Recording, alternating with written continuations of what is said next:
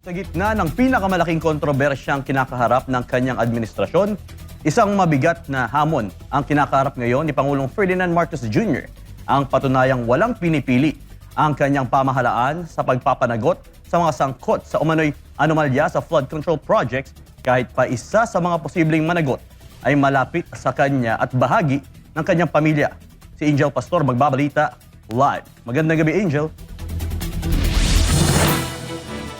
Yes, magandang gabi, Franco. Sa ikalimang State of the Nation address ni Pangulong Ferdinand Marcos Jr., inihayag ng Pangulo na paiigtingin ng pamahalaan ang investigasyon sa umano'y malawakang flood control scandal na walang kinikilingan. Ito ay isang taon matapos na ihayag o ilantad ng Pangulo na ang umano'y anomalya na kinasasangkutan ng ilang opisyal ng pamahalaan at mga kritiko.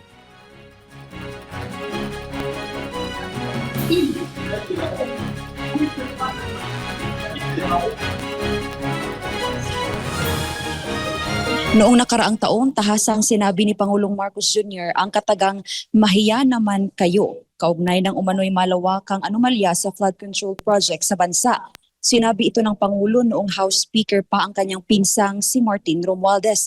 Matapos madawit sa kontrobersya, inaasahang haharap si Romualdez sa mga kasong isasampa ng Ombudsman. Sa kanyang sona nitong Lunes ay inamin ni Marcos Jr.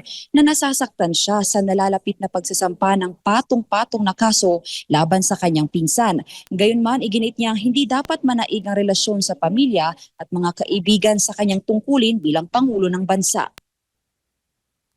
Gaya ng aking ipinangako sa inyo, nagsagawa tayo ng malawakan at malalimang investigasyon na walang pagkikiling kahit kanino man. Masusi nating sinuri at sinundan kung saan tayo itinuro ng ebidensya. Lahat ng kailangang gawin ay ginawa natin upang matuntun ang punot dulo.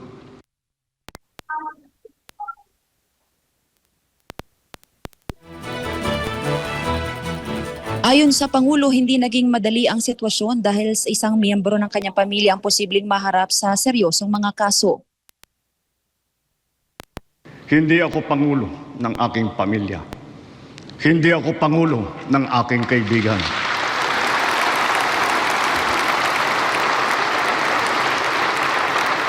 Ako ay pangulo ng Pilipinas at ang tungkulin ko ay sa inyo, ang aking mga kapwa Pilipino. Kasabay ng pahayag na ito, nakasalalay ngayon sa magiging resulta ng investigasyon kung mapatutunayan ang administrasyon na walang sasantuhin sa flood control scandal. Para naman kay Navotas 2nd District Representative Toby Tiangco, kulang at mahina ang naging pahayag ng Pangulo laban kay Romualdez. Tama na sinimulan yung speech doon, di ba?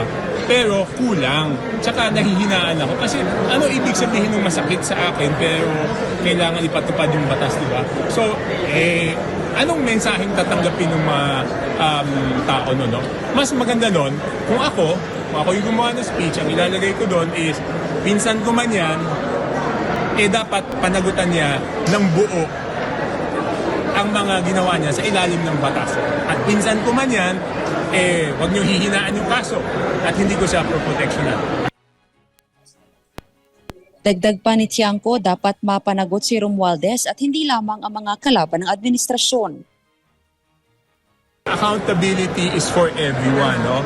Hindi pa pwedeng accountability doon lang sa kalaban sa politika, no?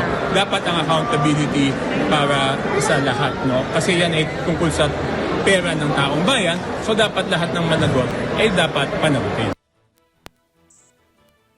Naniniwala naman si Senator Erwin Tulfo na ang naging payag ng Pangulo laban kay Romualdez ang gustong marinig ng publiko.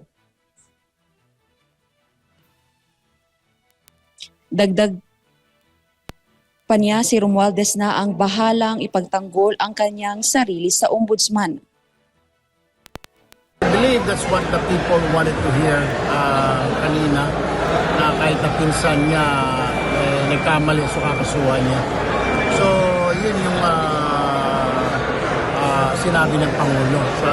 Sabi nga niya, nakakalungkot, di ba? Dahil pinsan niya yun, pero no choice siya kundi kasuhan because that's what the people are asking for. And bahala na po si Speaker to defend himself before the Ombudsman. Ganon din po yung mga ibang congressman.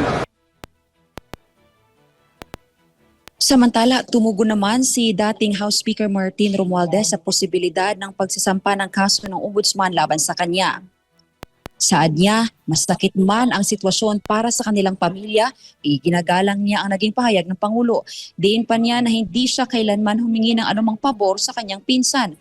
Iginiit din niyang wala siyang ginawang labag sa batas.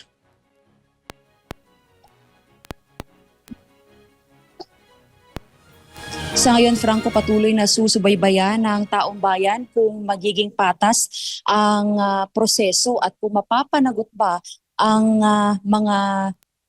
mapapanagot ba ang lahat ng mga mapatutunayang sangkot sa katiwalian kahit nakaalyado man o kritiko yan ng administrasyon.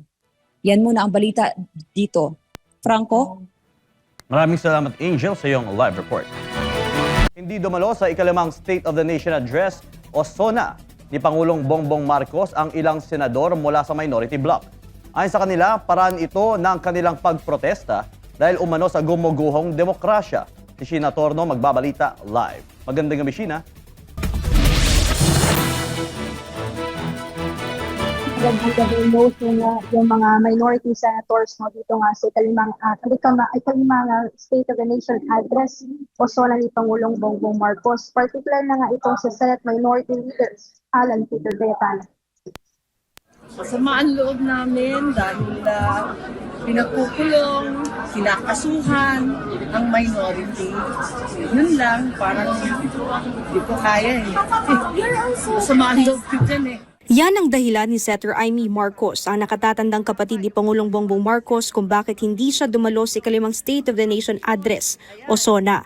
Ayon sa senadora, masama ang kanyang loob sa kanyang kapatid dahil ito sa mga pinaggagawa umano ni PBBM sa mga kapwa-senador sa minority bloc. Hindi rin dumalo sa SONA si Senate Minority Leader Alan Peter Cayetano, pati ang kapatid niyang si Senator Pia Cayetano. Gayon din sina Senators Robin Padilla at Loren Legarda. Ipadaliwanag naman ni Cayetano kung bakit itim ang kulay ng kasuotan ng ilang miyembro ng minorya sa pagbubukas ng kalawang regular session ng 20th Congress.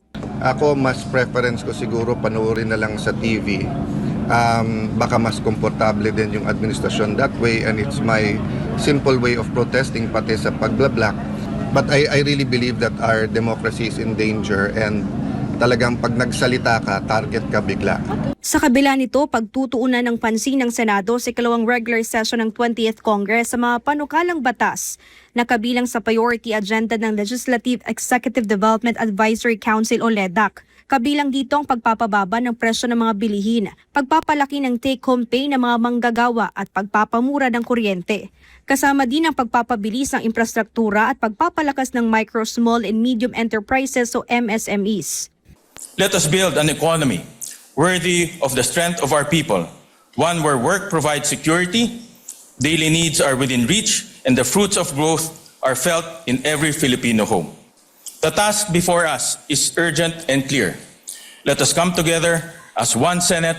Pero aminado si Senate President Win Gatchalian na malaking hamon para sa kanila ang ikalawang regular session. Ito ay dahil sa mahalagang schedule na dapat pagtuunan ng pansin ng Senado. Malaking hamon at hindi magiging madali. So over the weekend nga, kausap ko na yung PICC to secure rooms. Kasi kung gusto natin magtrabaho, importante yung kwarto at logistics for hearings, technical working groups, and even consultative meetings. Paliwanag ni Gatchalian, nandyan ang pagtalakay sa national budget para sa 2027, mga committee hearing at impeachment trial laban kay Vice President Sara Duterte. Aminado siya na mahirap ito para sa kanila dahil limitado ang pasilidad ng Senado. Nagpapatuloy din ang paglilitis kay VP Sara na kumakain sa kanilang oras at mga araw bilang senador. Pero kung sina Senator Erwin Tulfo at Senate Pro Tempore Tito Soto III naman ang tatanungin, may suhestyon sila. Matulog na maaga. Stay healthy, matulog na maaga, mag-aral. Well, it's part of the job. Sinumpaan natin ito. So, we must do it. Well, time management siguro. For now, starting on Wednesday, yung impeachment will be in the morning. Then afternoons, 4 o'clock, Whatever, ng 11, 12 siguro, will be the session. Maidagdag ko lang dahil bukod nga doon sa mga nabanggit ko na mga minority senators na hindi tumalo sa SONA, ay hindi rin umaten itong si Senator Bongo at si Senator Mark Gaynor at ang si Senator Familiar lamang nakita natin sa kalimang SONA ng Pangulong Bongbong Marcos. Pagdating naman doon sa majority senators, no show din itong si Senator Tito Sotto III at si Senator Ping Lacson. Bukas, Franco, ay inaasahan natin yung kontra-SONA ng minority senators. Kasabayan ng sesyon ng Senado bukas ng alas 3 ng hapon.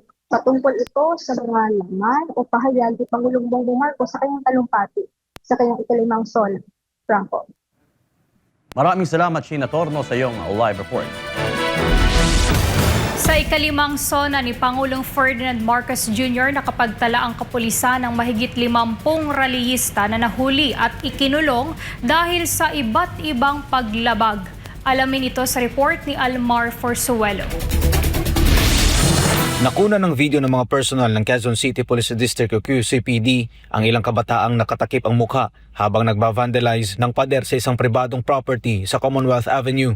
Halos kapareho ito na nangyari noong Setyembre taong 2025 kung saan halos 100 pulis ang nasugatan at isinugod sa ospital matapos umanong manggulo ang mga kabataang rallyista na pawang nakatakip ang mga mukha. Ang nabanggit na insidente noon ay nangyari malapit sa Malacanang. Sa panayam kay PNP Chief Police General Jose Melencio Nartates Jr., sinabi nito na mahigpit na ipinagbabawal sa rally ang pagtatakip ng mukha at vandalism. Anya, layunin lamang nilang mapanatili ang maayos at mapigilan ang anumang kaguluhan sa mismong araw ng SONA. Lalo na yung nangyari noong September last year.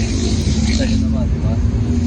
And ayaw natin payagan na sila pa ay magpatuloy na magtuloy sa kalsada. At maapektuhan, of course, yung tahimik na nagpo-protesta. Kasunod nito, umabot sa 51 ang naaresto ng kapulisan dahil sa mga nabanggit na paglabag. Pero sinabi ni Nartates na posible pang madagdagan ang bilang ng mga naaresto. Maliban dito, binigyan diin ni Nartates na naaayon sa batas ang paghuli sa mga nanggulong rallyista. We have a reason to have a valid arrest and they were posted because of violations of ordinances and special laws. Particularly 9003, RA 9003, BP 880 and local ordinances. Sir, lalo na yung tatakip ng mukha, bawal naman magtatakip ng mukha. Samantala, tinanong din si Nartates kung kontento siya sa inilatag na seguridad para sa ikalimang SONA ng Pangulo. We have a good preparation. Matagal na natin pinagdalo, 1 year na nga ito. Do's and don'ts and what went well and what went wrong last year. Yun lang yung implement natin. At the same time, we have good commanders like our regional director, General Abirin, General CPD, and the rest of the district director dito. Of course, the national headquarters naka-give ng guidance. Para sa Diyos at sa Pilipinas, kung mahal, Almar Forsuelo, SMNI News. Sa mga nakalipas na State of the Nation address sa SONA ni Pangulong Ferdinand Marcos Jr., sari-saring pananaw ang ibinahagi ng ilang overseas Filipino workers o OFWs tungkol sa naging pamumuno ng Pangulo. Alamin ito sa balitang hatid ni Cherry Light. Ang kakaiba man ang kanilang pinagtatrabaho ang bansa, iisa ang hangarin ng maraming OFW ang makitang umuunlad ang Pilipinas habang sila'y nagsasakripisyo sa ibang bansa para sa kanilang pamilya. Para kina Rosalita, Lorely, Joe Kurt at Joy, hindi sila satisfied sa naging pamumuno ni Pangulong Ferdinand Marcos Jr. batay sa kanilang naging obserbasyon sa mga nagdaang SONA at sa kasalukuyang sitwasyon sa bansa. Hindi ako satisfied. Kasi wala naman siyang project na nagawa eh. Hindi kagaya ng Duterte na napakadaming napagawa, bil. Ang daming natulungan ni Duterte. No po, yun lang po. Really big no.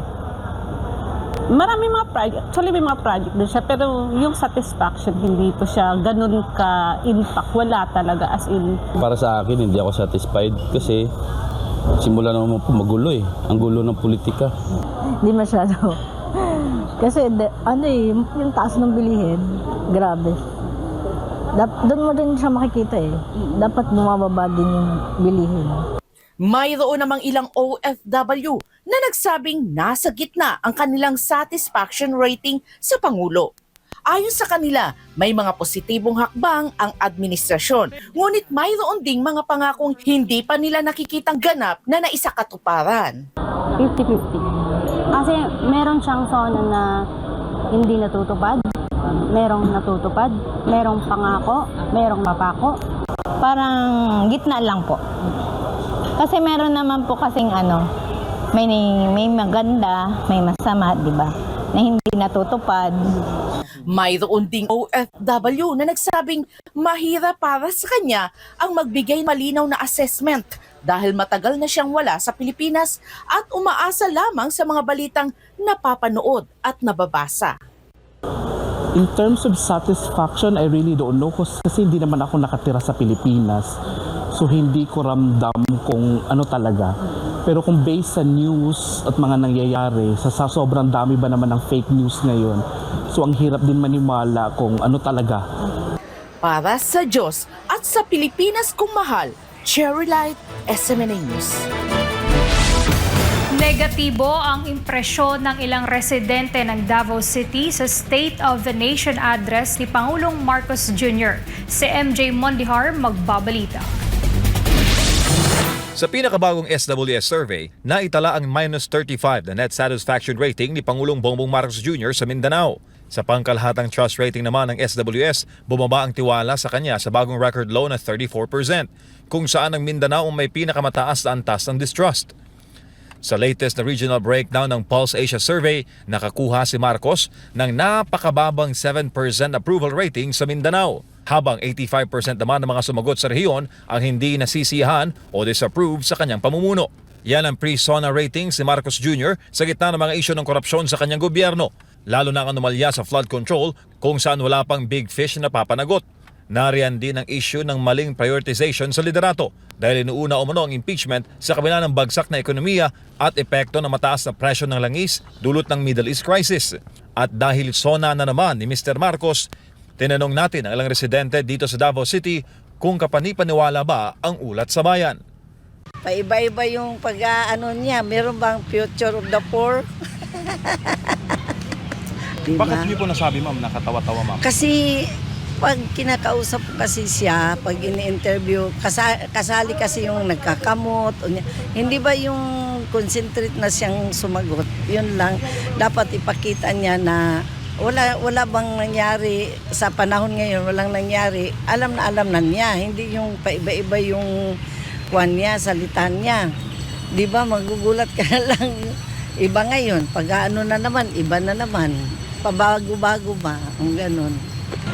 At some point mag-dop ka kay for this kind of issues manggod kay murag dugay kayo siya kanang ma-process or like maybe dili siya kapanipaniwala kay how come with this new kind of promises and iyang mga flex kung at some point katong mga issues nga dugay na naa sa Pilipinas is at some hantod karon wala gyapon na fix, so maybe mag-dop ka if tinuod ba jud gyapon ang iyang ginaingon.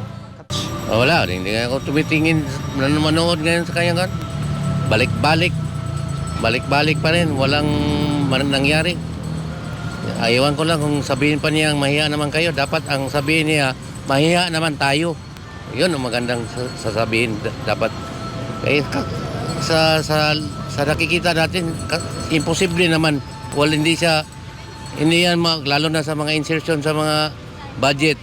Kung hindi alam ng Pangulo, di ba? Kailangan alam niya yan. Parang wala sa sarili eh. Walang pangako yan. Hindi ba tupad yan? Dili. Bakit po, sir? Marami siyang mga sinungaling. Hindi na maniwala ang tao sa kanya. Lahat ayaw nang maniwala. Kasi sinungaling si BBM. Walang katotohanan mga salita. 99% bagsak ang rating niya. Kasi Bakit? alam ng buong mundo, ganyan ang sinasabi niya. Puro salita, walang gawa. Tapos yung mga tao na nandyan sa iyang kabinete, puro magnanakaw eh. Alam na ng taong bayan. Kasi dapat ni Marcos umalis sa dyan. Para sa Diyos at sa Pilipinas kung mahal, MJ Mondihar, SMNI News. Marami pang balita sa pagbabalik ng SMNI News Blast.